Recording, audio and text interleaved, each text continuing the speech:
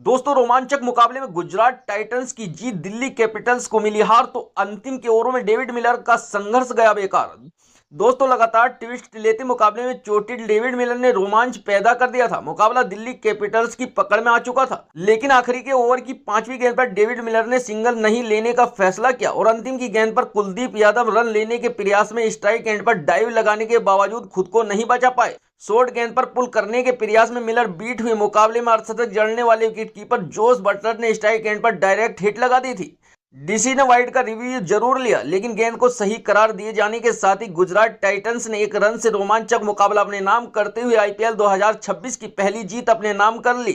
बता दें कि मुकाबले का रिजल्ट यह चर्चा जरूर छोड़ सकता है कि अगर मिलर ने 5वीं गेंद पर सिंगल लेने का फैसला कर लिया होता तो क्या मुकाबले का परिणाम बदल सकता था। हालांकि यह सवाल पैदा नहीं होता। अगर मिलर अंतिम के ओवर में दोबारा बल्लेबाजी के लिए नहीं आते तो शायद ही दिल्ली की तरफ से मुकाबला कांटे का नहीं होता, क्योंकि अंतिम के 2 ओवरों में जीत के लिए 36 रन की दरकरार थी और मिलर ने मोहम्मद सिराज की पहली 3 गेंदों पर 16 रन बटोर लिए थे, जहां विपराज निगम ने भी मोहम्मद सिराज के खिलाफ एक चौका जड़ा और अंतिम के ओवर में दिल्ली कैपिटल्स के सामने 13 रन शेष थे। कप्तान शुभमन गिल ने अंतिम के ओवर में प्रसिद्ध कृष्णा को जिम्मेदारी सौंपी और विपराज निगम ने पहली गेंद पर चौका जड़ा।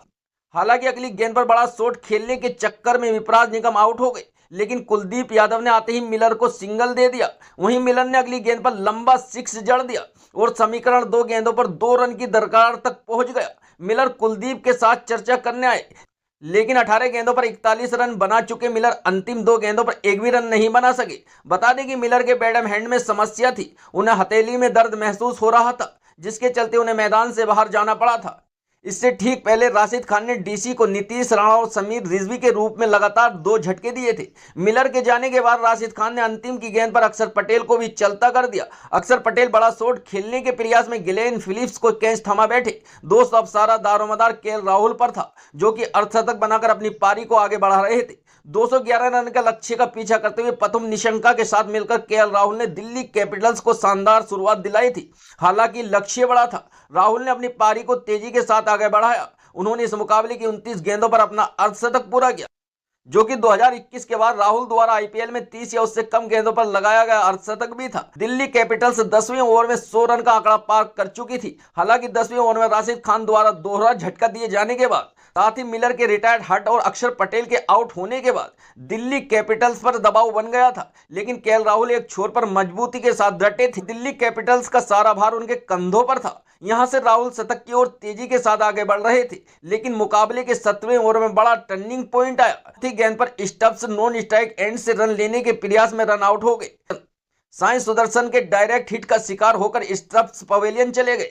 साथ ही इस ओवर की अंतिम गेंद पर केएल राहुल भी विकेटकीपर जोस बटलर को कैच थमाकर 92 रन के निजी स्कोर पर बाहर चले गए। दिल्ली को अंतिम 3 ओवरों में 45 रन की दरकरार थी। चोटिल मिलर वापस मैदान पर आ चुके थे। उनका साथ देने के लिए विपराज निगम मौजूद थे। मिलर ने वहां से संघर्ष शुरू किया और 19वां ओवर करने आए मोहम्मद सिराज को दोनों बल्लेबाजों ने मिलकर 23 रन ठोक डाले। यहां से मुकाबला दिल्ली के पक्ष में हो गया, लेकिन एक छक्का और एक चौका खाने के बाद फील्डिंग पेनल्टी लगने के बावजूद अंतिम के ओवरों में बाजी प्रसिद्ध कृष्णा के हाथ लग गई। बता दें कि डीसी ने पहले टॉस जीतकर जीटी को पहले बल्लेबाजी करने के लिए आमंत्रित किया था। साई सुदर्शन के रूप में शुरुआती झटका लगने के बावजूद बटलर के आक्रमण की बदौलत जीटी ने 5 ओवरों में 63 रन जोड़ दिए थे।